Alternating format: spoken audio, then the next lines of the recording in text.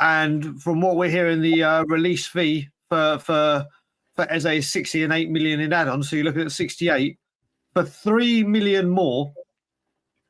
Eze is a steal. I really don't. The one thing I will say with Solanke is it may be 65 now, but as that window goes on, I can't remember if it's last year his contract or whatever, but that price by the day will start dropping.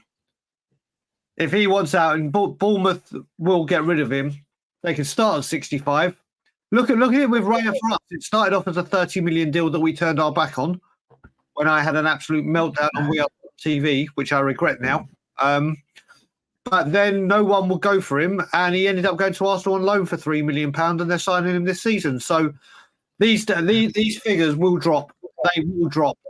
It will, because I don't think anybody is. I mean, out of that, you're only going to get one of the top. I say top six very lightly, yeah. But you're only going to see one of the top six clubs that have actually got the money to put. Well, 1 second, I've just got to turn the camera off. Wife is coming in to get dressed for work. Off you go, darling. I don't think that even there's only one or two of the top six clubs that could really put down the money for him there and then. And Solanke for 65 million, I don't know what they're smoking, mate, but I think I think that's just comical. Eugene, how we doing, mate? I'm fine, man. How are you guys doing? Big up, bro. Brian Diggle and everyone in chats. Yeah, brother. Right. Yeah, but I don't know. It's transfer season. What do you think on the Solanke one? Guys, come on, right? We are always linked to monitoring, right, and all the things that goes up with it.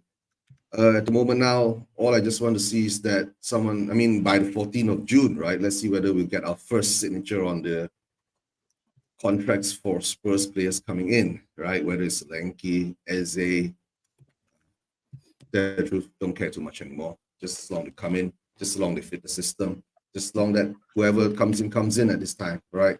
But of course, the fans' favorite at the moment now is Eze, right? Everybody wants Eze. So let's see how that goes. Whether it works out with Solanke. But the price is a bit high, but to tell the truth, Solanke's had quite a good season. You can say he scored 19 goals. Was it 19 or 17 goals in the Premier League? Something along those lines. That will actually bolster our attack. So that's the best thing I can say, bolstering our attack. I honestly don't think he would offer us that much. I really don't. I really do not rate the player. It's like Destiny 5 here says Tony is a liability. Yes, on the mental side and what goes on off the pitch, he could be a bit of a liability. But isn't Spurs like what we say is to dare is to do? Yeah. Spurs are home for liabilities. For 40 million, I don't think it's that much of a chance. I mean, when you're willing to pay 65 million on Ndombele's and stuff like that, and 65 million on Richarlison's, and 47.5 millions on Johnson's, I don't think Tony's much of a risk, really. I'll add one thing, Dan. I'll add one thing. If it is Tony, at 40 million pounds, which will listen in the grand scheme of things, that is a deal that should be pursued because that is a good price for him. I would want to see a second striker come in just in case. Because can you imagine if we buy him? Let's say we buy him, he signs for Tottenham Hotspur, window closes, starts off well or bad, doesn't even matter.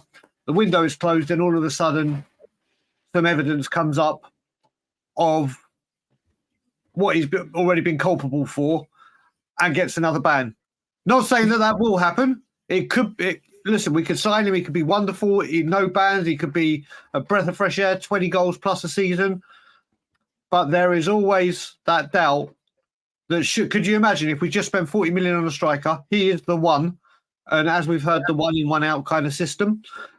And then 2-3 months into it, he gets banned and we're back to having no recognised striker. As if Richie could still be here.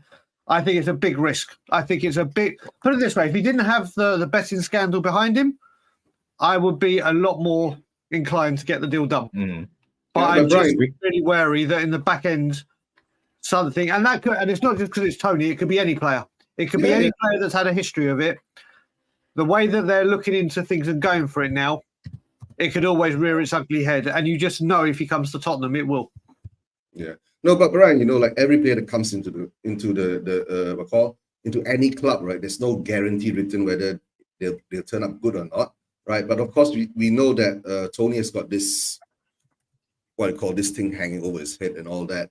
His reputation, he's gone through a ban and all that. The only thing is that if he comes in, he performs, right? It doesn't matter what happens, right, in the background. But if it does turn its rear its ugly head again, that's the risk that we have to take. But the thing is that honestly, I wouldn't mind having two strikers. I mean, if Richie does go, right, and we get a good price for him, or a good offer that comes in for him, right, from Saudi or wherever, I wouldn't mind having Tony plus maybe Jimenez, right? These two strikers might actually help us out, and we will have a good, squad depth for that. I don't think we're going to go for two strikers, because Son can cover a striker place if needs be. We all know he's not an out-and-out striker, but he did score 17 goals. I don't think us going for two strikers would be the smartest move anyway, unless we get at least 3 players we want and then go for a striker. That is what we do at least need one, right? I mean, we all exactly we do at least need one, right? And we already seen, even though last season with Son scoring 17 goals, right, he wasn't very happy being in that role against Son can't. He doesn't like playing where he's what I call bogged in and he can't run into space, right? And maybe he doesn't have that kind of skill to get past players on that kind of scenario, right?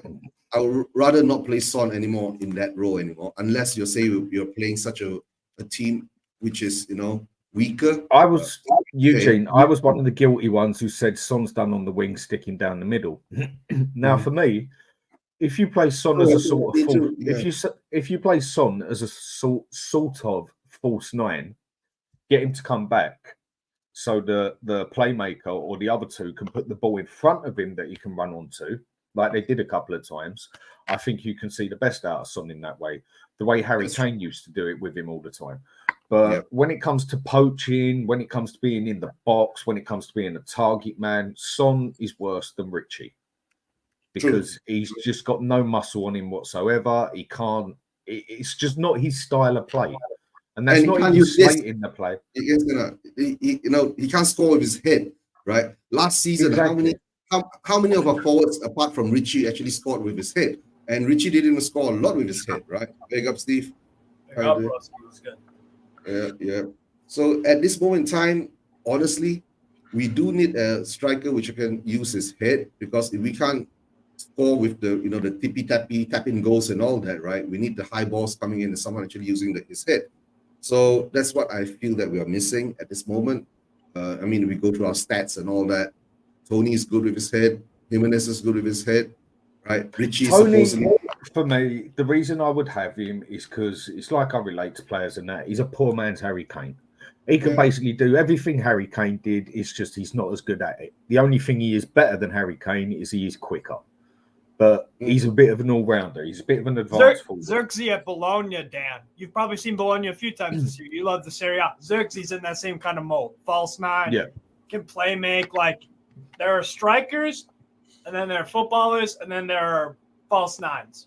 Strikers who can play football, like, as footballers, right? They can dribble, they can pass, they can play make, they can do striker stuff, run the channels, good with their head. For a false 9, you don't really need to be great with your head, depending on how the manager sets up and everything. But that's obviously something that Harry Kane has for sure. But yeah, like a Zirkzee, a Tony, those kind of strikers they're definitely in fashion in terms for Angie's style. I think that is the best all rounder. Because if you look on Richarlison, to me in the middle, he's more of a target man. And what I mean by that is you'd use him as the target to use his head. Yeah.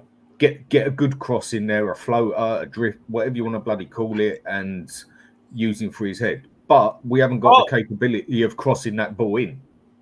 Bro, if I'm Richarlison, I'm giving Simone Inzaghi a call, being like, "Yo, because over the years, Dan, Inzaghi's had lots of different strikers in that front too. Lots of different kinds of strikers. Alexis Sanchez, Arnautovic, Lautaro Martinez, Dzeko, now Thuram, who's brilliant, and like all of them did, like, none of them were complete flops that were useful at certain points. Go somewhere like that, play off Lautaro. That could be an interesting. That for me, that would be an interesting move on like a free or something. That could be somewhere where he succeeds. Whether he's that caliber, not on his own, no, but like that's his best bet. Go somewhere with a front two under a good coach. Dan, just quickly, mate. Just quickly. Have you? I've just big up, Steve. By the way, brother. Have you seen what Last Word on Spurs tweeted 2 hours ago? I've just sent you a screenshot. You can't play this game I'm about to play. Eugene and Steve and everyone in the chat. See if you. This broke from Last Word on Spurs 2 hours ago. I've just been sent it. Tottenham are continuing. What do you reckon the next 2 words are? Monitoring progress. There you go. There you go. Tottenham Hotspur are continuing to monitor the position of Morgan Gibbs White at Nottingham Forest as their interest in the transfer deal remains strong. This is a point I was going to bring up. It's a great. I'm so sick and tired of this. I'm so sick and tired of this. It's so predictable. Even Spurs fans, non-Spurs fans like me know that's like exactly. But the thing I have read this morning on 2 pages, and again, I can only read by the bullshit that comes out of the press, is that Morgan Gibbs White isn't actually our first choice. He's meant to be our second choice to if we don't get Eze, is what I've read. Because Morgan Gibbs White, he can play as a central midfielder and he can also play as an attacking midfielder. Or off the right, kind of. Well, the problem with that, Dan, is Eze's gone to the Euros. And I believe they flew out last night or they're flying out as we speak, one of the two. But Forest need to sell before June 30th. Yeah.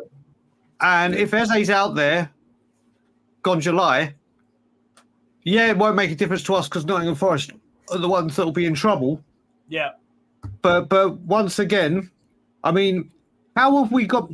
Surely our deal should now remain uber-duper, super expeditious, strong with the strength we are. I mean, how much more monitoring? It goes on to say, listen, since arriving at City, he's made 80 appearances, scoring 11 goals and provided 18 assists. Those stats could be better, but he's playing with the Nottingham Forest team. It's just, you know what it is? If it had been any other club, I'd say, okay, they're keeping an eye on it. They might make moves. We all know what this terminology means. We all know. Yes. Listen, it is, again, I'll repeat again, this is agents and ITKs, and the person that said it is Sports Pete. I don't even know who he is, so he could be a tier ZZ for all I know, or a tier, whatever you want to call it. But do you know what it is? It's the language. It's the language that they use time after time, and I think people know what's going on. This is a time where obviously we're clearing the decks to welcome new arrivals. Just start doing it. Just start doing it. You've seen that even today. I've got told by people when I put this after the show we were on, Dan. There was a Last Word on Spurs tweet about Morgan Gibbs White with the words monitoring. And again, I said, stop monitoring, start signing. Mm-hmm. And so many people were like, the window hasn't even opened yet. I'm like, okay, and there's no risk. You can buy someone halfway through the season. Exactly. You just someone anytime when you want. You just can't declare them. And you look at it, again, it's a free transfer. Lloyd Kelly has been given the here we go. He's a Newcastle player. Yeah. It's amazing. Who'd have thought? Big team. Olsen got unveiled by Chelsea. Adarabioyo, the centre back. Yeah. Chelsea unveiled him as well. That's what gets me. People going, the window's not open. And then they'll go, yeah, but he's a free. And look at what Chelsea did with what's his face, the one who couldn't play for him that they wanted as a striker, even though he played on the left from it. And Nkunku, yeah. You know, Nkunku. Yeah. They'd already got him 6 months earlier. Yep. They already bought him halfway through the season, basically, didn't they? Liverpool signed Dutch kid from PSV. What's his name? Cody Gakpo. They announced Gakpo signing like 3 days before the January window opened. Yep. Like December 28th or something. Yeah. Well, something I'm going to go to on here quickly is what Destiny 5 said. Parrott has scored basically the same amount of goals as Gimenez in a worse team. Give Parrott a chance at the number 2 striker. Well, actually, from what I've read this morning on about 4 different pages, Parrott is one who is for sale because he isn't looked at as a player that is going to get into that first team anytime soon. And they're thinking the longer he hangs about, I presume, the less price we would get for him. Parrott is meant to be one on the top list that we actually want to actually cash in on. Now, guys, it's very simple, right? On the striker side, right, we got Parrott, we've got Valise, right? These 2 guys are on the fringes. You get what I'm saying? So at the moment now that you say out and out that we see, right, Parrott, Valise, and Richarlison. If we let Parrott go, most probably Richarlison is going to stay, and most probably we get one more striker in. Yes, so whether it be Tony, Jimenez, whoever we get them in, right? Be somebody from Japan, you know, or Korea or whatever, right?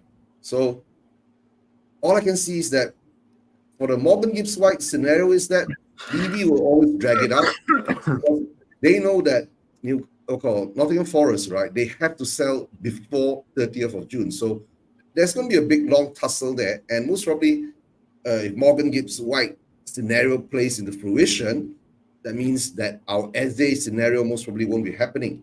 So he could be just the the part 2 of it, or the backup of what we can't give. You can't get Eze. And like what Brian says is correct, right? We can actually make sure the player is ours, right? Get them to commit to the club or sign a pre-contract or something even before. You're going to sign the contract. But Eugene, you've drifted, mate. The thing I've mentioned is Parrott up for sale. Yeah, that is one I must admit I wasn't expecting to necessarily see. But do you think that's a bad idea or a good idea? To tell the truth, I said we already have a lease there, and we're going to bring in another striker or a second striker with Richarlison there. Parrott has to go unless we're going to put him out on another loan, whether that works or not. But like all I've been saying, out about 5 or 6, isn't he? Yeah. And I've been saying we don't have the extra cash, right, to play around with. So you need to sell players to get that money. That's how I see it, right? And big up to Ryan. I personally don't think it's the worst idea. I really don't. I don't think he's going to get into that first team anytime soon. He must be getting frustrated himself for just hanging about. We see this a lot. Maybe to Ange he's a surplus. You get what I'm saying? Maybe to Ange he's a surplus, or maybe to Ange doesn't see him as the player that he wants. That's why he's not even in the fringe of the first team, last season. Well, he was on loan, wasn't he? Yeah, he was on loan. But if you want to You've got to look at it this way, and this way is the way I would imagine Tottenham Hotspur are looking at it. There is Valise, there is Scarlett, there's Troy Parrott. Obviously, you've got the other youngsters coming in. Right now, Troy Parrott will hold the most value for selling and the most interest. Because he's coming off the season at Excelsior. So there's other Dutch clubs that have seen him. There's been rumours with AZ Alkmaar. Mm-hmm. If Spurs are looking to clear the decks, and I honestly, if you look at it, Troy Parrott has had a wonderful season in Holland. He has done his reputation absolutely no harm at all. In fact, he's enhanced it a great deal. I can't see him. I personally think Scarlett is better personally, and will be. I can't see him getting over Valise once Valise has his loan deal. And it could come back to bite us in the arse. He could go into the Dutch league and have an absolute stormer. But if you look at the way Spurs are doing things right now, whether he could be the second striker or not, I don't think Spurs are going to. It's do we cash in on him now when we can get a big amount of money or a bigger amount of money for him than the others? Will he sign another contract if we're going to do this with him when he sees everything in front of him? So I think in the grand scheme of things, if you look at it from, and I hate doing this, the business side of the club rather than the actual footballing side. Yeah.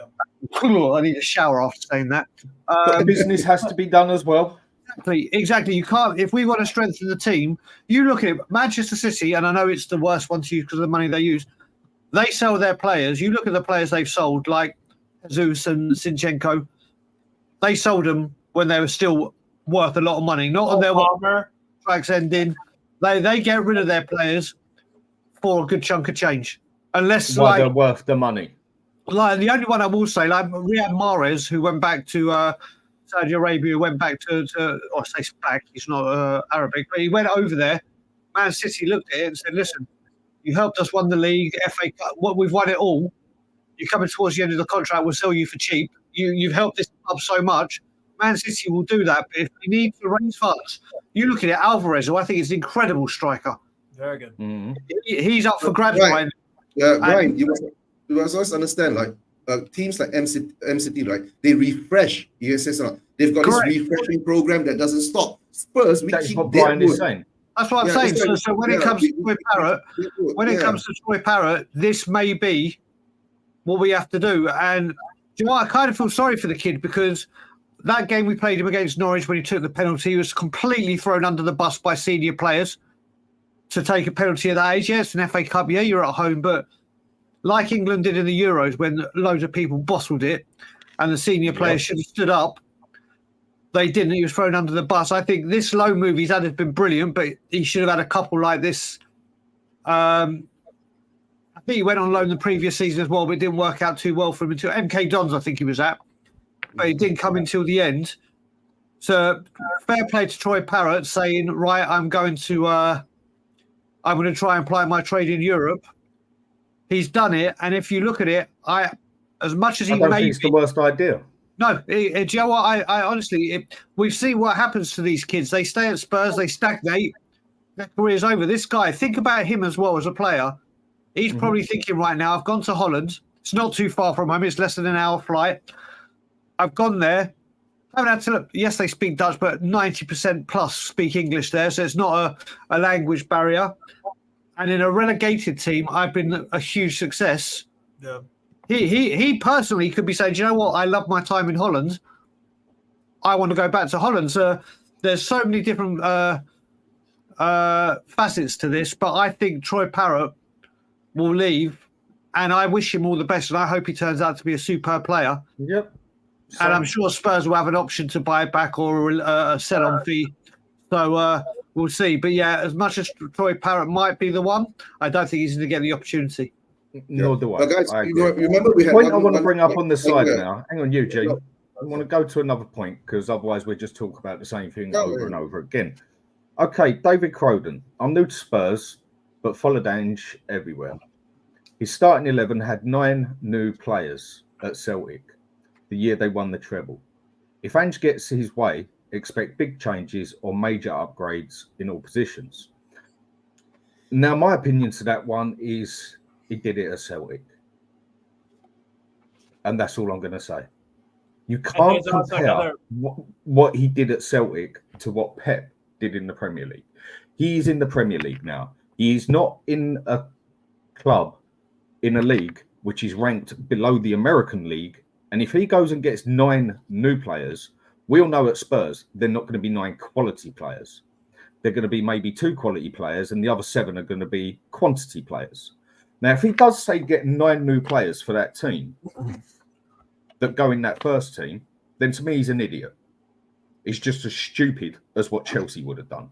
Because you go get and put 9 players in that team from the 11 that was there, they're not going to know each other. They're not going to know how it works. It does not work in the Premiership. Celtic, maybe, but look how tiny and small, I don't care how offensive that sounds, the Scottish League is.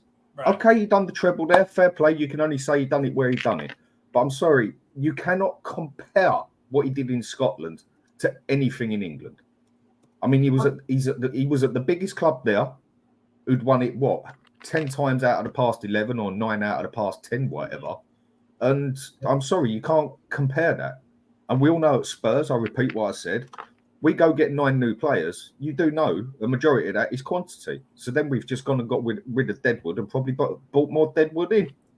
What do you think on that? The other thing is about Celtic, and I remember when Eintracht Frankfurt, the year before they won the Europa League, they had about 20-odd arrivals, 20-odd departures and they lost some big players. They lost Jovic to Real Madrid. They lost a few other good players. I think one of their players retired.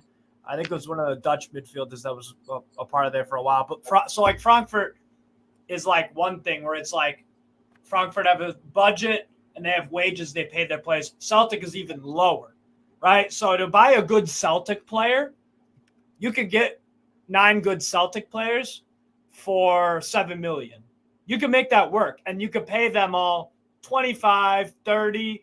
Maybe if you 15. sign a high-profile guy like Joe Hart, you give him 80. I don't know if that's the wage that he's on, but you get the vibe, right? So it's that's the point you just made there, Steve.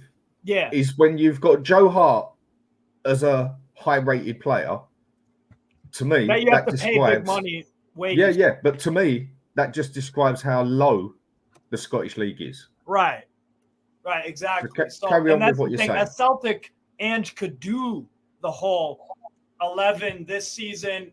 I'm getting rid of 9 of them. I want 9 replacements. You can do that at Celtic because they were getting UCL revenue.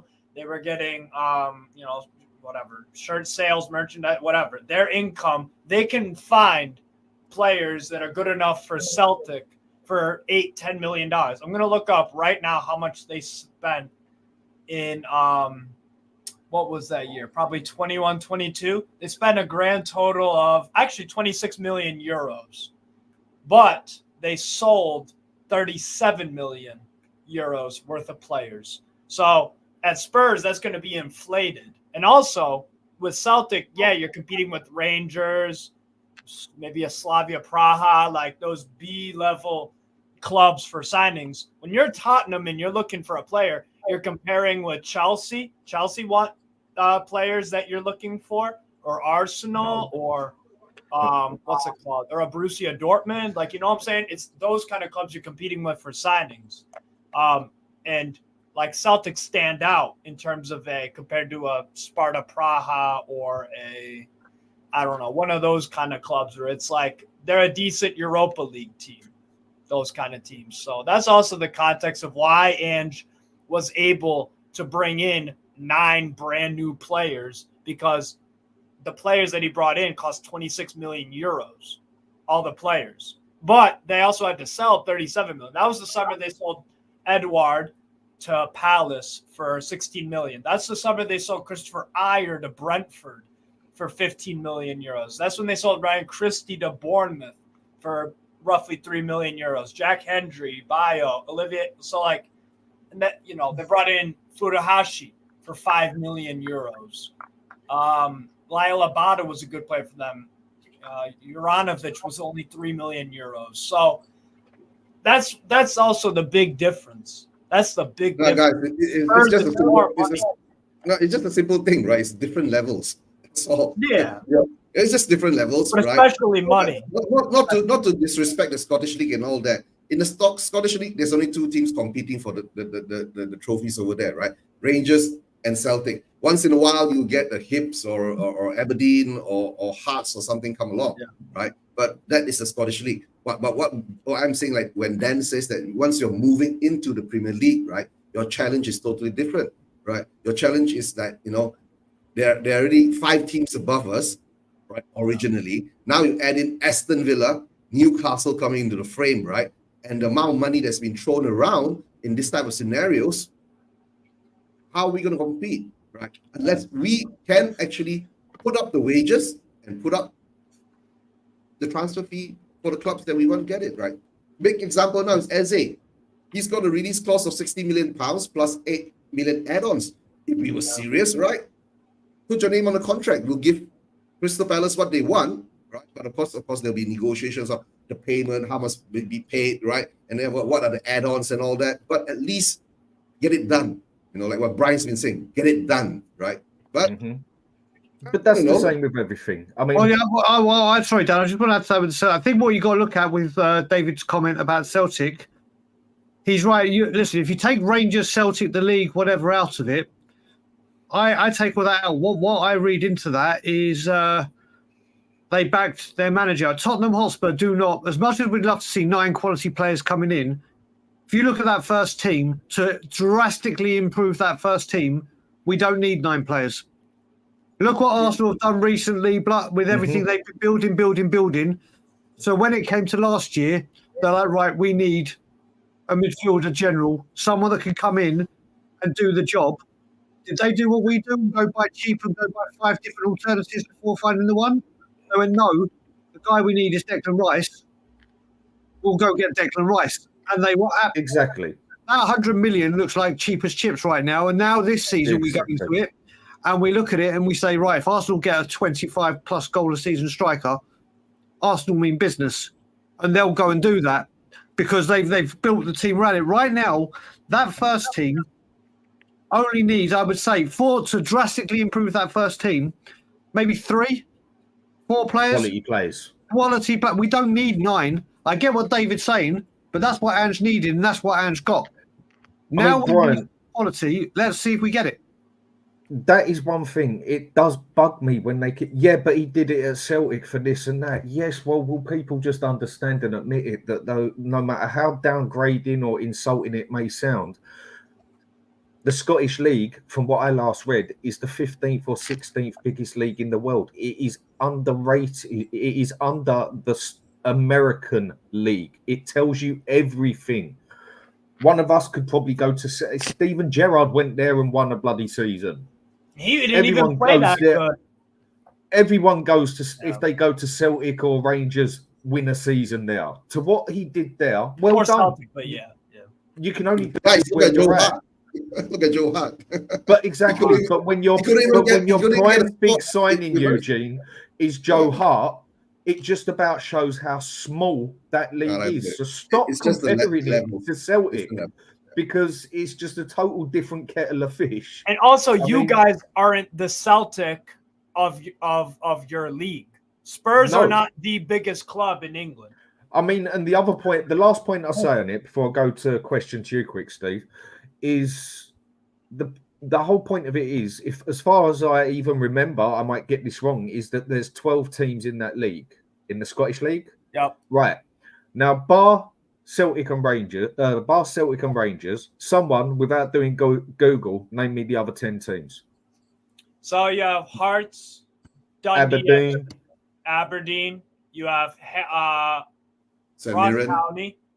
You have St. Mirren. St. Mirren, nice. Didn't they go down? Motherwell. Mm-hmm. You have Hearts. I don't know if it's a Hearts already, but Hearts. My point is here. You know your football, but even you're struggling to remember it. That is how small the league is. Kilmarnock's another one. Yeah. But that is how small the league is. Whereas if you was to say to someone, name 20 teams in the Championship or the Premiership, bang, you know it. Right. Quick question for you, Steve. Dan, please ask Steve which is his real club. I mean, he likes many other clubs in different leagues. So do I. But who is your real true club? I mean, I know that one. RC Strasbourg, hence the name. Yeah. There you go. And over here, you like for the Premier League. What is your club, Steve? Just Newcastle. Let them know. Yeah, Newcastle. We all know that. Spanish League. Just quickly as well. When it comes to you can't sign anyone yet. Lopetegui has been at West Ham, I think, 2 weeks. Luis Guilherme. Their third player is in the door having their medical as we speak. Yeah. So make of that what you will. He's been there 2 weeks. 2 weeks, and West Ham have gone and got the third player. Whether it's value, whatever, but just remember the transfer window isn't open yet, and you can't sign. You can't do things. It's illegal, Brian. You'll get arrested. Well, no. This is where I'm sure Tottenham go, do you know what? Let's wait till June the 14th, so then everyone has the same amount of time. Let's play nice. Let's play fair. I keep going back to what Jose Mourinho said in that documentary. It's all over the pitch. It's not just on the pitch. We need to be horrible. You know what? West Ham making moves. West Ham making moves for a manager that's been there 2 weeks, where we've had since the January window to talk about it, and at the end of the season to say, here's our targets. Go do what you got to do. And I think they're sticking to their word. We've got to the monitoring stage, which is a key part of Spurs' business. So we let everyone know that we are monitoring. Let everyone else have a sniff around them, and then we can say at least we tried. Oh, no. Brian, you forgot. We still have to go for the bidding stage, right? We still have to put a bid in. No, that's the least we tried. We were going to put a bid in. So what I'm going to do is for a few that I've read out, one that we're looking at and actually meant to be pretty serious on is, I mean, I've heard of him out there. I can't say I've even seen him play because I only follow the German league when I watch Dortmund or a bit of Munich. And if I'm going to follow a German team out there, Dortmund's always been the one I liked, but Munich, obviously, because Kane was there. I just wanted to see how he'd do out there. But I do hear what goes on there. I mean, others will know more than me. Is a cover. He's a centre back, but covers left back just as good. He plays centre back, defensive midfield, and start again. He plays centre back, left back, and covers defensive midfield. From Stuttgart, 26 games. Hiroki Ito, however you pronounce the bloody name. I don't know. The Japanese player, right? You're linked with him, yes. Yeah, we're linked with him too. Yeah. That'd be a decent signing. You know, he wouldn't cost you too much money. He does have a lot of most Stuttgart players have a lot of years left on their contract. To be fair, at least 3, 4, 5. They've actually sorted out that situation very well. Yeah, Hiroki Ito, bro. Yeah, he could play in a 3 or a 4. Usually plays with the French center back named Anthony Raoul. Kind of saying that right. It's a tricky French name. I believe it's Raoul. Plays next to him sometimes, or what's his name? Mittelstadt will sometimes play as a wing back. Ito's good, man. Good presence to him. Decent on the ball. Nice and tidy. Does makes the game look pretty simple and easy. Works hard. Nice, neat, tidy defender. He would do well in the Premier League in terms of if you have someone physical. Like it's a whenever it's a center back partnership, midfield, or back in the days when more teams would have 2 strikers up top, you want the skill set of both the players to kind of complement each other. So you have a big, strong guy, then you have the guy that's quick. Lautaro and Thuram, for example. Way different players, but they work in a 2-striker system because the coach is like, I need you to hold up the ball, and I need you to get in behind, run. You have to have a good first touch for that. You have to have good vision, time your runs right, so that kind of thing. So that's the way football used to be. Right. You used to have your Esky and Michael Owen up front. You had your target man, your workhorse who hardly ever scored, but then without Emil Heskey, Michael Owen wouldn't have got half the goals he did. Then you guys have Defoe and Berbatov. Robbie Keane. Robbie Keane. Crouch. So guys, what is his transfer fee looking for Ito, right? Is it about 30 million euros or something? So the release fee is there's 2 things that have come out about this. First of all, I am all over this transfer. I really hope we get him. I think whoever comes is going to have to play second fiddle to Van der Ven. I think he knows that, or anyone that comes in. So we're not signing anything Capier or someone like that who I adore. He can also play left back. So if Destiny gets injured, there's very good cover. We haven't then got to stick Van der Ven out. Exactly. Or even if you do, there is a left centre back down that can come in and take that cover rather than Ben Davies. Either way, but then the fee is led to believe is under 30 million euros or thereabouts. But then something came out from, I can't remember who it was, but I spoke about it last night. Spurs have said that he is of interest, but we're not moving for defenders until we sort out the front line or other areas. I'm like, do you know what? You're a multi-billion-pound team. We're monitoring him again.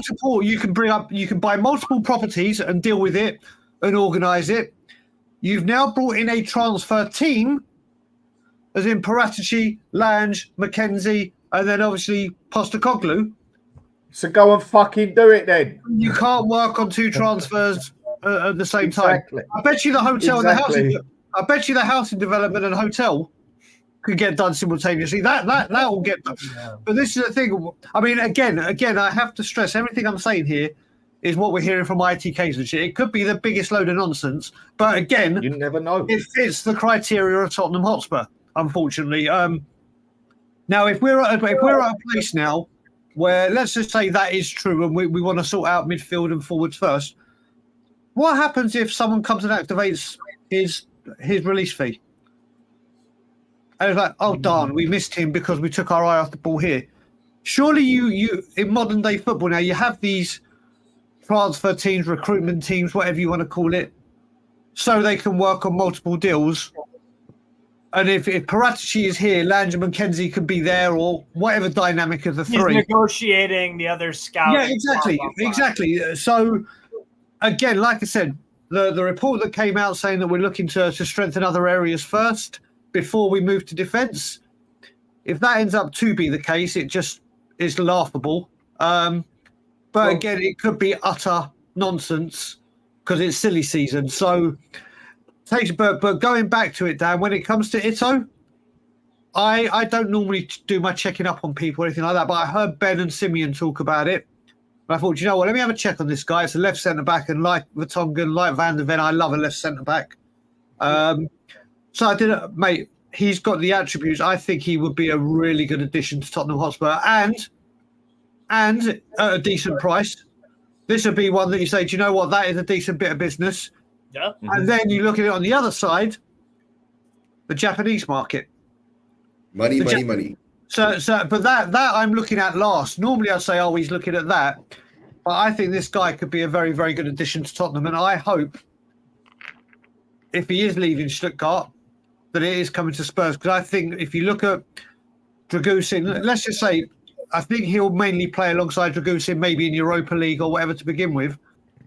You got the brawn and power of Dragusin. Yeah, and you've got, like I said, I look at the defensive centre backs, and apart from Toby and Jan, obviously, which we all adore, I think one of the best partnerships in the Premier League history is Ferdinand and Vidic.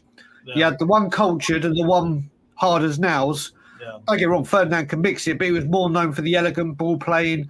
And then he was a ball player. You always had your ball playing defender and your centre back. Exactly. Like John Terry was your centre. And Carvalho. Exactly. That's another one. Was the ball playing midfielder. Exactly. So like when you look at AC Milan, you had Nesta and Thuram in the middle. You had Thuram who held that like an anchor man, and then you had Nesta who could ball playing sort of defender.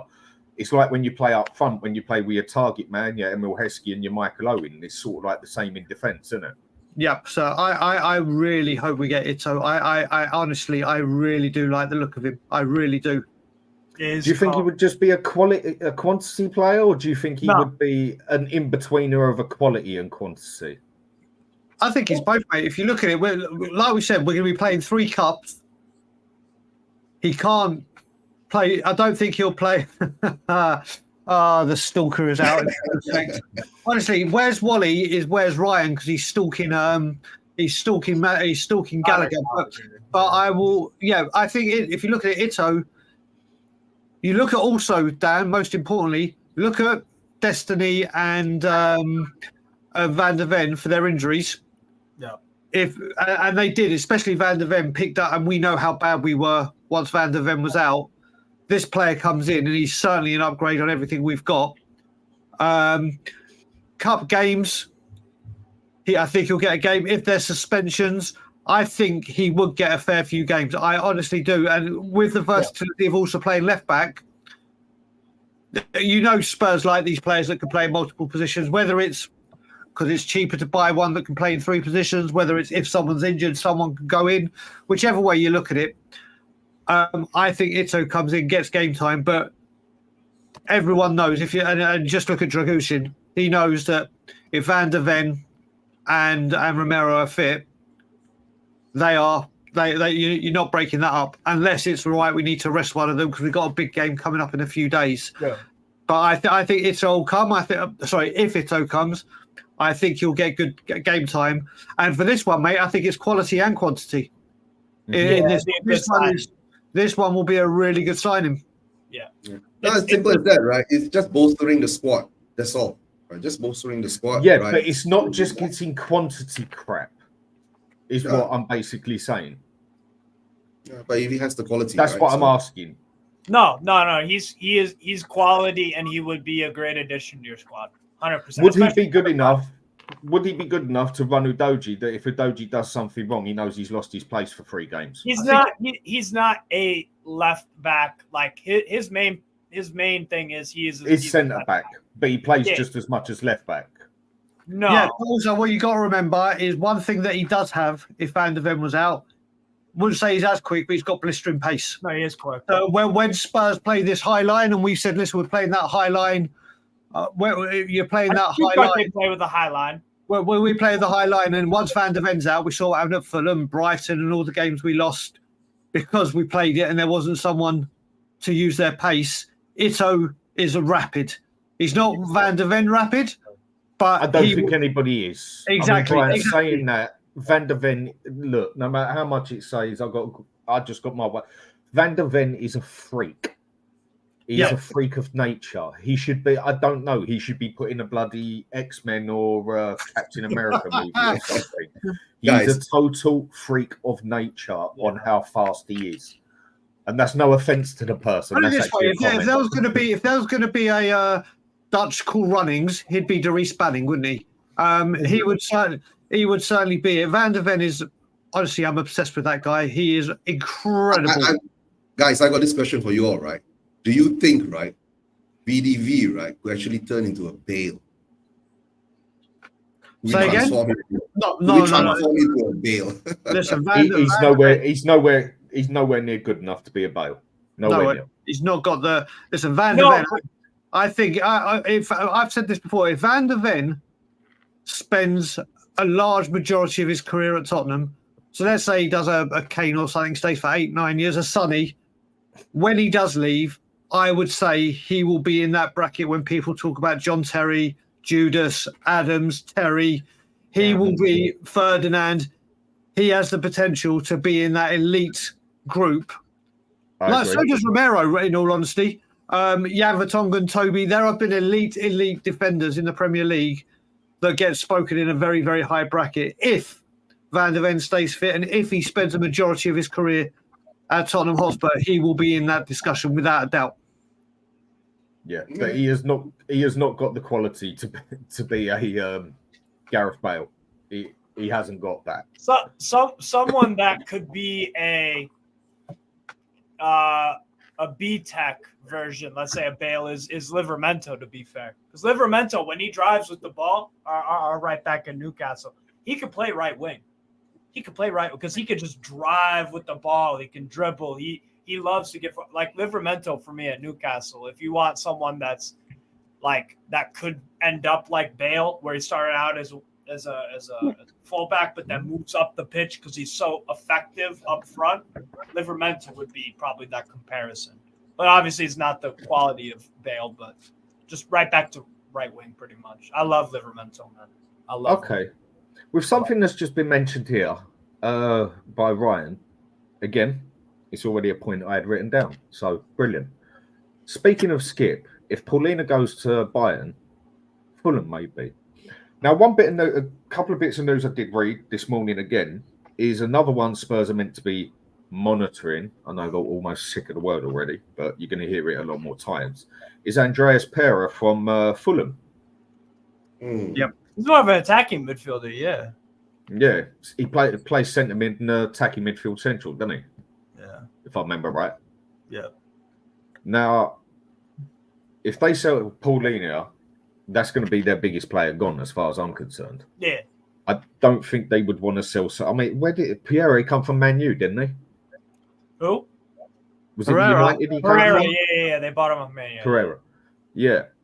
Would they be willing to sign Paulina and then also get rid of Pereira?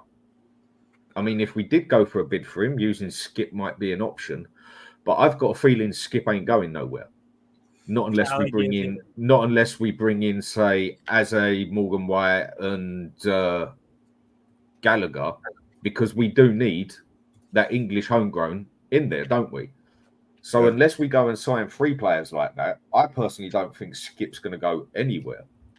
But reading about Pereira and that, for me, that would just be a quantity, not a quality. That's somebody. He's all right. He's all right, but yeah, y'all. Exactly. He's all right. Yeah, that's what I why mean. He's at full. He's all right. He would be quantity, not quality. Yeah. Listen, Ollie Skip for me. I know Ryan brought it up. Ollie Skip. I don't know why, but I see him being with Paratici doing things. I think he may be used either as a sweetener on a transfer fee or as a bonus, like we'll take one of your players, you can have Skippy on loan plus money. But the most important thing is, like you said, one of the main reasons people say Skippy is going to stay is because of the homegrown quota. If let's say two of Eze, Gallagher, and Morgan Gibbs-White come in, yes, we lose out on a club trained player, which is the most important thing that we've got to look at. But then we've sorted ourselves out with homegrown. We're as much as we say all these things, Skip. This is what I've spoken about before. How we have played. I don't even call them squad players. I call them squad fillers. We keep people in the squad. Just say, "Yep, we've met our quota. We've done it." I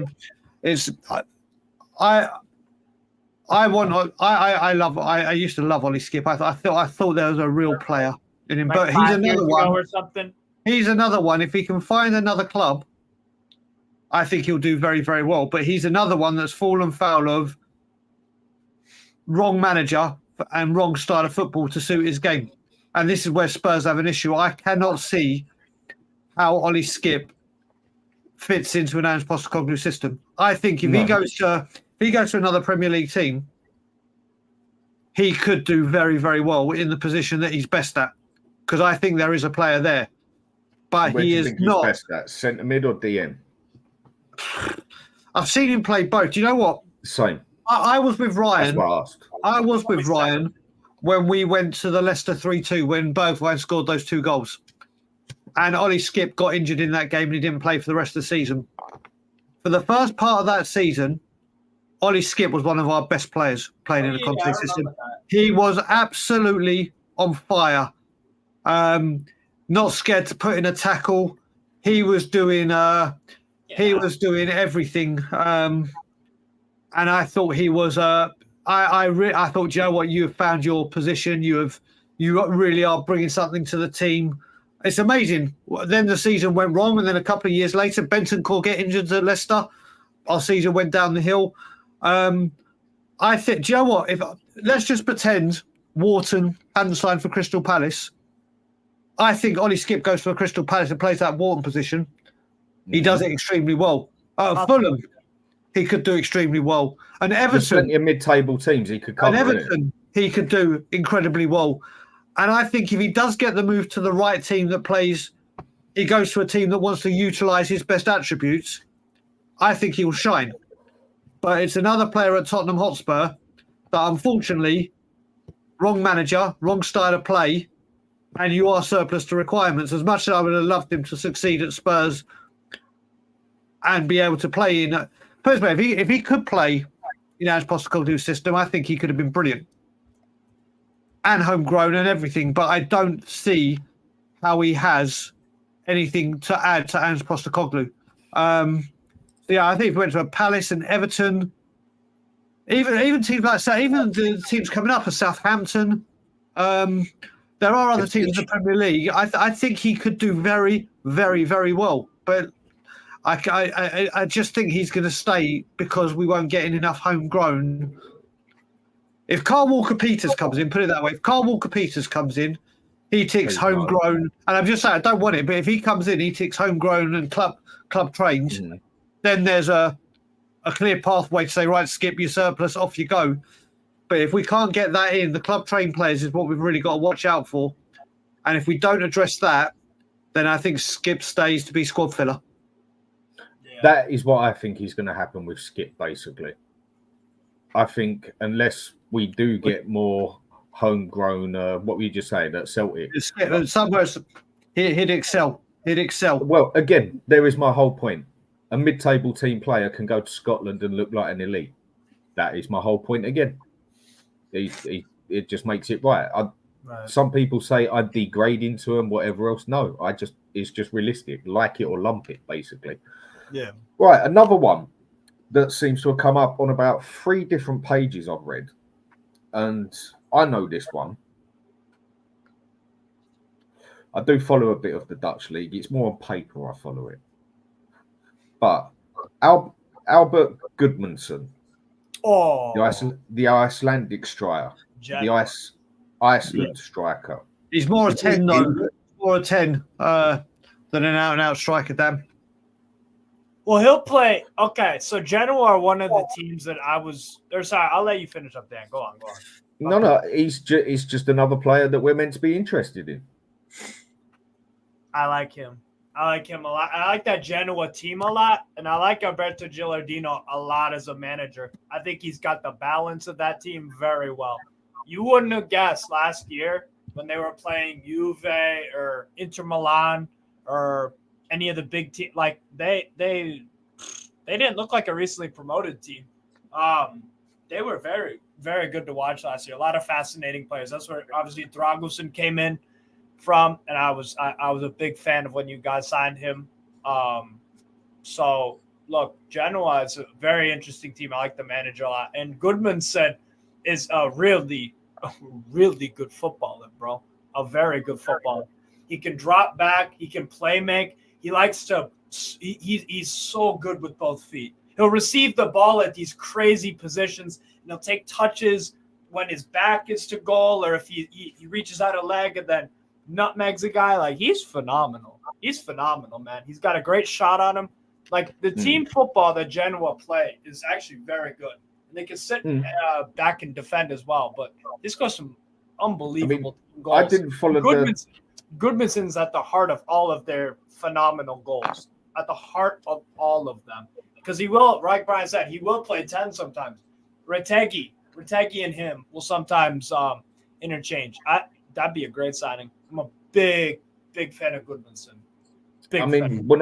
When I watched, I didn't follow the Italian league to heart like I usually do. I mainly watched Inter this year and a few of the big teams. Yeah. That was the only reason I knew about Dragusin when he bossed that game against Inter, and Inter were just all over everyone and also scored the header. That is why I knew about Dragusin even before we went for him as well. He jumped over a few times. Yeah. And that was 2 weeks before we went for him. Yeah. And to me, this one doesn't sound like a bad idea. Or are we starting to look at the cheaper side? I don't know how old the player is. This is good scouting. Because you're right. Like, on the face of it, you could say, oh, it's cheap, it's Levy, it's whatever. But, like, people were saying that about Vicario as well. And me and you, Dan, both were like, this is a good goalkeeper. We don't watch Empoli all the time. We've seen 10 games of him, 15. Maybe I watched 20 or whatever. But, like, we were like, that's a damn good goalkeeper. For that price, why not? You know what I'm saying? So I think with Goodmanson, that's just good scouting. And I think that's a striker that could pop up out of nowhere, and people are like, oh my God, why didn't we go for him? Oh my God, why did you know what I'm saying? Because the problem you got with this is obviously he's now been cleared of everything he was accused of, so the deal will resurface again because obviously he's been cleared of everything. Because he was the one who got accused of. He got accused of being a complete wrong one, wasn't it? Yeah. So the thing is, you look at it again. His main position is a 10. It's been one season. It's been one season that he's done. But then again, you're looking at number 10, and we're looking at as a. Oh, you're talking about Sigurdsson, the wrong thing. No. Goodmanson this season in March, April was the deal was on with Spurs. He got accused of Sigurdsson type things. Okay. But he's been cleared of everything. Right. He's been cleared of everything. It's another number 10. It's another number 10. How it works in the world, position. Even though it's innocent till proven guilty, people like to say you're guilty till proven innocent. Exactly. And then you look at it, number 10. Do I want Eze or do I want Goodmanson? I don't care how good Goodmanson is. I want Eze. Is it more Again, Spurs have to look for the homegrown and English players. And one thing I do know is Goodmanson will be cheaper than Eze. Yeah. Is it a good option if we don't get Eze? Yes, it's a very good option.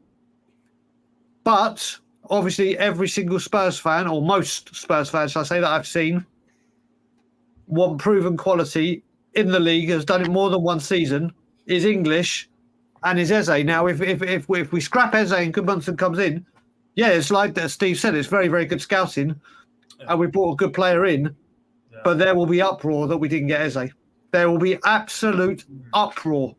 We seem to get our hearts set on a player very much at Spurs, don't we? And then anything else is just every fan base does, to be fair. Every fan base kind of does that. Like there were Newcastle fans bad at Spurs. There were a lot of Newcastle fans like devastated we didn't get James Maddison. Devastated. And I was like, bro, just go find someone else. Like, yeah, I like Maddison too, but like, yeah, it's crazy. But and yeah, Ed M is right as well. Friendrup, another really good player in that team. They've got Malinovsky, who's been good for Ukraine for a while, and in Syria. Like they got an interesting team there. Really interesting team. Jed Spence is getting some minutes here and there. It's an interesting team. Very interesting. I wouldn't be surprised if they got like 7th or 8th place next year. Would not be surprised. But yeah, Goodmanson for me. I think you could play him. You could. I've seen him play as a striker, but he does play on the field as a 10 sort of thing. But he's very good finisher. Very good finisher. So I would trust him as a 10. He's like a Tony. He's like a Zirkzee. He's like not a Harry Kane, but you know what I mean. False 9 can play as a 10 sort of thing. So I rate Goodmanson very highly. Very, very high. Could be an interesting signing for us if we do go for it. Yeah. I mean, I do like the idea of having the first, second, third choice. I mean, we all knew our first choice was Raya, but I think I would have gone for Vicario any day of the week. And when we went for him, he was actually the most talked about goalkeeper in Serie A. Yes. And it was only his, shall I say, first and a half season that he actually played in Serie A, because all his career he'd played in Serie B and then done half a season and then done his full season. And he was the most talked about goalkeeper in Italy. And I knew about him. And Provedel as well. Those 3. But Vicario. And when Buffon comes on and tells you he thinks he should be the Italian goalkeeper, the man very rarely shows his face. And Buffon is probably one of, if not the greatest goalkeeper there's ever been. Yeah. I mean, there is a choice, but Vicario was definitely one we landed on our feet with. The other one coming in now, and I personally think this one's going to go through 100%. Let's just say 99%, because you can't ever say 100% at Spurs. Yeah. But it looks like Højbjerg is definitely on his way out, and Fenerbahce aren't willing to pay the price that we want for him, the 15 million, and they're meant to have offered 8 million, and Spurs have said 10 million. So there's that little 2 million in between of them. I can understand this one, why Levy would fight for that extra 2 million, because I do think he's more than an 8 million player, and he's going to be taking such a hit on the other players. He wants to make up that little bit of money, which on Højbjerg is one I think he can. But if we want him out, then they've actually offered the 8 million from what I read. I personally think we should cut our losses like we have on others and say, well, at least it's 8 million and get it done and get him out. I mean, 8 million for Højbjerg. What would you say? Sounds about right. Really? I wouldn't pay more than 8-10 million. For you guys, again, I think it's always, I always go back to Spurs. It's always an ambition thing. And it's always like Brian said, get your business done. Who cares if the transfer window isn't open? Announce some signings, do some deals. Let's get it. Let's get moving. You know what I'm saying? If I was a Spurs fan, I'd want to see you guys making moves, selling or buying. Get them out, get them in. Let's move with some kind of some purpose, sort of thing. So if it's Højbjerg, again, I don't rate the player super highly. I think he's very good for Denmark. He's really good for Denmark. The other day against Sweden, they stick him as attacking midfielder for Denmark half the time. Yeah, and it works in that team though, because they kind of play dual 10s sometimes with him and Eriksen running the show. Eriksen will drop back a bit to kind of play make, but I don't know. I would just get rid. I would get rid. Right? He wants out as well, doesn't he? Yeah. This Højbjerg drama that we're having now, right? It's a very simple thing. If I'm not mistaken, there are two clubs that is looking at him. One is Napoli, and the other one is Fenerbahce, right? Since Fenerbahce has already offered £8 million, right? I guess. But Napoli haven't offered anything. Yeah. So I guess just Levy will be sitting down there, right, waiting whether Napoli and Conte will offer more. So if it doesn't, with then Mourinho maybe, and Conte, yeah, you understand why. yeah. So there will be a choice there, right? Whether we're just holding up for a bit more money. If Fenerbahce is not coming up with the 10 million, if Napoli comes up with the 10 million, then most probably Levy will say, I want 12 million now. That's what he does, right? So let's see how it goes. Højbjerg will leave, right? This summer transfer window is going to be long, and it's going to be silly. How many people are going to get out? How many people are going to bring in? But Højbjerg should be one of these main targets going up, because Ange has already said, right, he wants players to want to play for Spurs and want to be here. And at the moment now, we've seen Højbjerg since January not wanting to be here, but he's still being played at times because more or less, as a emergency kind of thing, you don't have enough players that you have to use them, But this is the window that we have to get rid of. 12 million pounds. He has to go. Right? It doesn't matter where he goes. I don't care where he goes, just as long as he goes. To me, that's how I see it. I mean, it is true. Atletico were interested, but it looks like it was just a looking about. The one that has put in the solid bid for him, supposedly, from what I've read, is Fenerbahce. And Conte is very keen at getting him back at Napoli, but working out what, where, when, how, because he's only just in there. And he just does come down as a Mourinho Conte player down to the T, doesn't he? And Simeone, mate. And Simeone, apparently, yes. Apparently, our Atletico Madrid are backing for him now. And if you look at three managers and say they want a midfielder to do the position, I am got Ryan with that as a news. I am gonna. Oh, if he goes to Liverpool, I swear. Look, me and Brian have both agreed to be a Spurs supporter. You've got to be half mentally ill anyway. Yeah, people, please don't. I had to have my brain. I had to have my brain CT scan for other reasons, but I think every Spurs fan should annually get a brain CT scan just to make sure something hasn't gone wrong in your head. But going back to it, listen.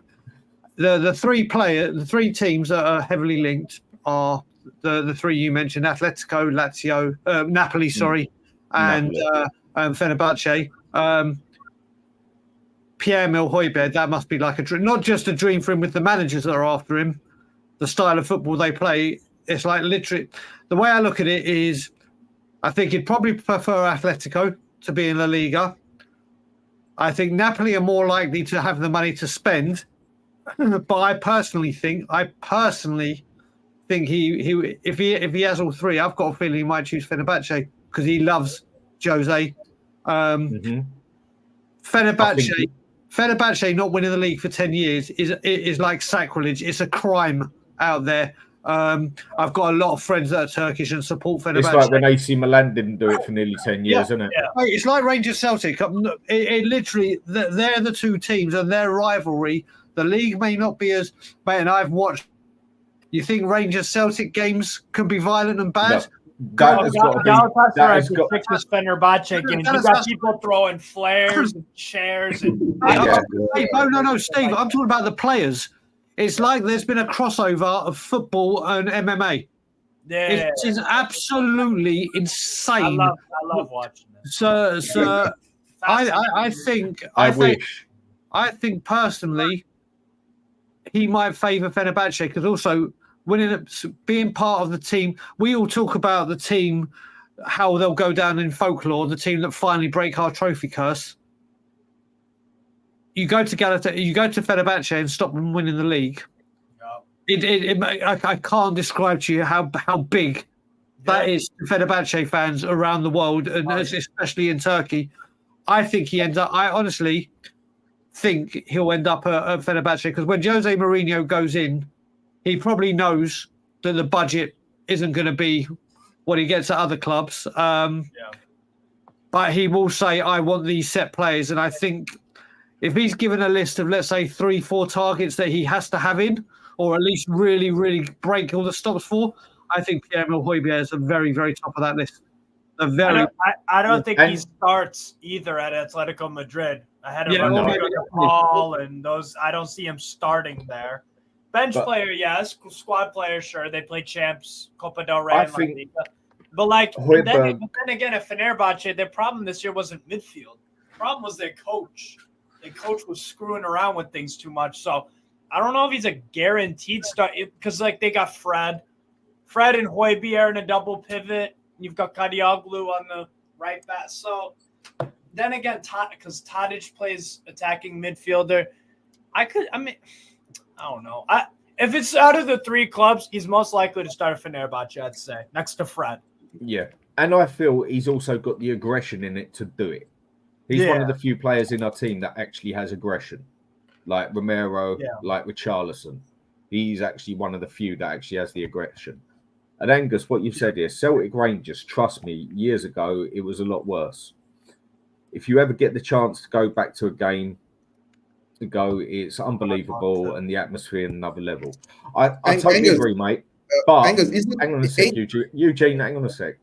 I totally agree, but that Celtic Rangers game does not touch Fenerbahce and Galatasaray. Oh yeah. It doesn't even tickle it, mate. And No, the Celtic but Rangers one is one of the biggest. And there's still another game which I'd say is more deadly than that. And I would say Lazio and Roma. Oh, yeah. But I am not saying guys, it is No, what I'm saying is right. Rangers fans, right, have been banned from the Celtic Stadium for don't know how many years. 3 years. Yeah, so I think for 3 years. So I think next season they're going to be allowed back in again. Let's see what happens there, right? But guys, to tell you the truth, right, there was even a worse incident that happened, I think, somewhere in Indonesia about 2 years ago. Oh, yeah. Remember that one? Yeah, that was real bad. That turned the world. I don't say hundreds of people got hurt. There was like a full riot. Hundreds of people died. Or died. Yeah. So that was bad. So I mean, or you even look at something like River Plate and Boca Juniors. Boca. Yeah. Bro, Club America versus Chivas Guadalajara. Like you don't want to be. I mean, it's like one Ryan saying here with the news and that. Diligier is up for sale this summer. Bayern needs some revenue and want to save his wages. I don't think it's the Bayern need revenue. They don't. They really don't. They're very. They can support themselves without selling. What I think has actually happened here is with someone who was seen very, very good at Ajax, and he was very good, and he couldn't handle the defending in the Italian league with Juventus.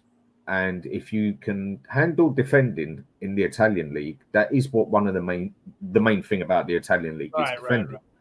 And he's then gone over to Bayern Munich, and it seems they want to let go of him as well. That's a bad decision. For me, it's saying something. And personally, from what I've seen of him, when I have saw him at Juventus, I did think he ain't as great as it's made out. And he's basically been the same for Bayern Munich as well. He hasn't been too great. Tuchel really got people convinced that Matthias de Ligt is terrible. And he's convinced about this is a horrible decision from Bayern Munich. I'm pissed off. And the fact that we're keeping Eric Dyer and we're that's all I'm saying. Well, that's pathetic in enough. Dyer Upamecano needs to leave before De Ligt should even be. Yeah, but that's the thing. What we're all missing here is, like we said before, where certain managers prefer playing with certain players. I think me and Ryan have a guy called Andrew Cooper in our Levy Out group that is obsessed with De Ligt, and I mean obsessed. I am too. And I mean I would love De Ligt at Spurs, but again, where's he playing? Is he going to come and leave Bayern and go, listen, you're going to leave Bayern where you're not getting enough game time, and you're going to sit on the bench and just be, and we'll fit you in if Van de Ven or someone gets injured. As much as De Ligt is the quality I would love us to sign, very good. I think he's brilliant. I think he'd be fantastic for us, but he's not going to get. Listen, who are you dropping for him? You got Dragusin, Romero, VDV. You're not. Listen, he's not. This is why Ito makes so much more sense. De Ligt is going to come in wherever he goes and demand first team football. Because he is, and he should. He should. He's a player of that quality. wherever he goes. Listen, Eric Dyer, as much as we Juventus, mate, he was not good. No, he's not good yes, at all. but at the same time, I think it's the wrong style of football, Dan. Who's been good for you? Sorry, Brian. Real quick, who's been good for Juventus the past 4 years under Allegri? Who? The one, what's his name? The Brazilian one they got in. Bremer. Bremer. I think he's been good. One Is that play, the Brazilian right, one cool. they play centre back? They haven't had the best defence that they usually do have. But if you're a good defender, you fit into the Italian style. And for me at Juventus, he was absolutely shocking. Allegri has made a lot of defenders and a lot of players look shocking. Like Rabiot has been one of their best midfielders, and that's not saying much. Like Kostic has been one of their better attackers, supposedly, according to Allegri and his media goons and Sky Sports Italia and stuff like. Bro, I'm not. I with De Ligt at Juventus, it wasn't the right move for me. That's why I don't think he looked that. I was quite surprised at the move myself. Right, because it didn't fit. Allegri doesn't like that kind of defender. He likes Bremer. Bremer's tough as nails, but he's not like a football. He likes Federico. He likes Federico Gatti. Gatti has no footballing ability. A center back, decent, but he doesn't like these ball playing center backs like De Ligt, where he has a little. Bro, I don't. For me, with De Ligt at Juventus, it wasn't the right move from the start. It wasn't the right move from the start. And you're right, he didn't play well because he didn't fit Juve under Allegri. So I don't take that away from him personally. But then you've seen quite a few players from that brilliant Ajax team that we managed to just by absolute luck beat go a few places and haven't really made it. I mean, Van de Beek screwed his career by going to Man United because apparently Ole never wanted him. So that was a terrible move. Tadic stayed there for a while and still produced, but the Ajax have obviously declined a lot over the years. I mean, you've got Ziyech, who was okay at Chelsea. He was okay, but I didn't ever think that it was like, it was nothing special. He was good for Ajax in that run, but like that was all it kind of, even in the Eredivisie, he was like, yeah, he's good, but like, kind of his level. Did well for Chelsea for a little bit, but yeah, you're right. From that Ajax team, and I think it's because some of those players just made wrong moves. I just think some of them, like the Van de Beek one from the start, I was like, why? Where's Van de Beek now? Remember when Ole played a 3 in the midfield of Herrera, Matic, Pogba? That was perfect. And then all of a sudden he decided to change it and play McTominay. And then he played Van de Beek next to McTominay in a double pivot. All that's going to do is fail, bro. And then you have Bruno Fernandes. Like, that's a fucking horrible midfielder. So, again, but with your opinion there, which is true, is my opinion with Ange. That is why I don't think Ange is ever going to do anything really for Spurs unless it's a trophy, unless he adapts. That you can't leave it with just 2 centre backs and then go and stick them on the bloody halfway line anyway. This is why, unless he adapts, I don't see Ange succeeding because the Premiership is too good for him, for his Celtic style, for his Australian or Japanese style. This is where I want my manager to adapt when you start going into all those talks. Right, another player that I come across, and this one I've read on quite a few now. It looks like the Celso is pretty much. It's going to happen, but the question is with who? And Atletico Madrid are meant to be very serious on him now, and obviously Betis want him as well. But Atletico Madrid are the ones who can offer the most money, even though money-wise they ain't too great either, like pretty much every other team in Spain except for Real Madrid, but not the powerhouse that they were, same as Barcelona, who are 1.6 billion in debt and shouldn't even be allowed. Atletico are actually better off financially than Barca. Yeah, they're not like that. Yeah. Now Barcelona, they're probably, if you want to go by in debt, they are probably the worst team in the world. Yeah, they're up there, and it's getting worse and worse. Nobody else has a worse debt than Barcelona, not that I can think of. Yeah, it's bad. Really, they shouldn't even be playing football. It's bad. But I don't know. The Atletico one I find weird for Lo Celso because I think he's a bit too delicate for Atletico Madrid, where they're so defensively minded and you have to be strong in that midfield there. They need a Joelinton. They need a Joelinton, ironically. Or Bruno Guimaraes. Guimaraes has that toughness to him. I just think the Celso at Atletico Madrid is a weird one. Real Betis, I can understand, but I just think he's a bit of a weird one for players they have had. And the offer they're meant to be willing to make for him is 12 mil. So all he would be is a squad player, really. You're not buying, if you're Atletico Madrid under Simeone, you're not buying a player for 12 million unless he's a super young player like a Vermeeren, who they bought from Antwerp. Obviously, that's a kid with some potential. Lo Celso's how old? 27, 28, Lo Celso? How old is he? He's got to be about 28, I'd say. Yeah, that's what he is 28, yeah. So you're buying him to be a squad player for Atleti. And again, it's like, I don't really, you're right, Dan. I don't really, you have to have that physical toughness to you.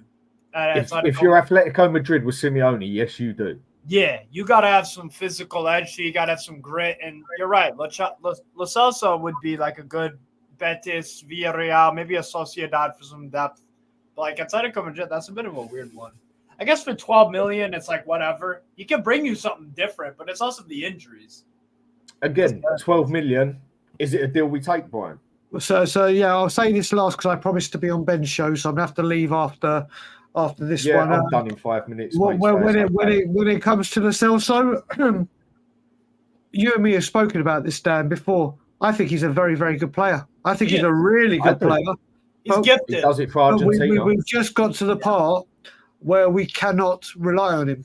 We can't. Even if he gets 2 or 3 games under his belt, he picks up a niggling injury or something happens on the training pitch and as much as I think he can be a very good, put it this way, if he had a good injury, if he wasn't so injury prone, he'd be a very good player.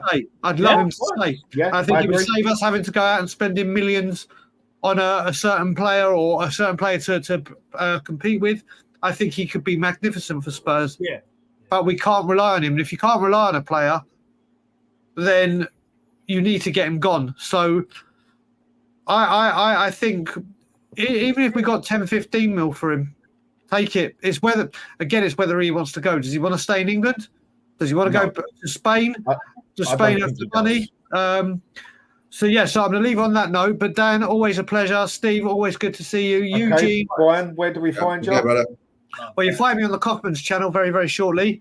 There'll be an evening brews at the normal time, 6 to 7 UK time. And there might just be an extra evening brews this evening. Just having a look with Ryan, and maybe we'll get a few guests on. We don't know yet. We'll see what's going on. Discussing the Euros. Just having a look through the group stages and just having a bit of fun. Biggest flop, biggest overachiever, best player at the top, blah, blah, blah. So there will be a second evening brews, but it won't be Tottenham talk at all. It won't be Premier League talk at all. It will be Euro talk. And knowing our luck, we'll say we're not going to talk Spurs, and then something will break, and then it will become everything about Spurs. So we'll see. But you'll find me on Tottenham on Tour twice today, and very shortly on Ben's channel. Everyone, most importantly, have a like and follow of these 3 guys. Dan, like I said, always a pleasure, brother. It's becoming a nice ritual to wake up and chill with you, brother. Steve and Eugene, I'll speak to you soon, brothers. And as always, Levy out. Okay. And basically, I'm going to end it on that one as well. So everyone go to Kaufman's show. I still haven't realised that, found out how to throw it over on here. Someone will show me sooner or later. So if everyone can go over there and just say you got raided by Hotspur Hood. Strasbourg Steve, where do we find you, mate? Yeah, on YouTube, Strasbourg Steve. I'm probably gonna do a Euros. I gotta do my Euros prediction video bracket still. Probably do a video on one player to look out for from every Euros team. And I might do Portugal-Ireland watch along tonight. Not sure what I'm doing Wednesday, Thursday. There's some game out there that I'll do a watch along for probably. So, yeah, big up to you guys. Love chatting it up with y'all as always. So, yeah. Okay. And Eugene, thanks for coming on. And Eugene? Yeah, you can find me on Spurs Vision TV, right? Actually, at the moment now, I'm looking at the Malaysia versus Chinese Taipei World Cup qualifiers, right? With Malaysia's playing. That'd be a good one. I ain't gonna do a watch along for it. I thought about it, but since I'm already on here, but thanks for having me on, Dan. Good to meet up with you again, Steve. Right, and like I said, like my brother Brian, and as always, BBL. So, I'll say my one thing that I do at the end of every show. I don't ask for it often. If you can give us a like and subscribe, it's appreciated. Thanks for Brian coming on, Eugene, Strasbourg, Steve. Thanks for coming on. I might be on tomorrow morning if there's some decent transfers to talk about. That's why I always leave it to the last minute, because if there's nothing decent to talk about it or whatever, I just can't bring myself to go on a show and just repeat and repeat and repeat it. It just boring. It just does get your head in. Yeah. And what's that saying there, Dan? I can help mod for you, bro, if you want. Yes, give me a minute at the end of it, and I'll be able to do that because I've learned how to do that. So everybody, hope you have a good afternoon, and hope the rest of the day's good. If you're in Southeast London, you're a bit stranded because it's pissing down with rain out here, but then you can always watch a channel like this. Everybody, have a good day, and I'll catch up with you as soon as possible. See you later.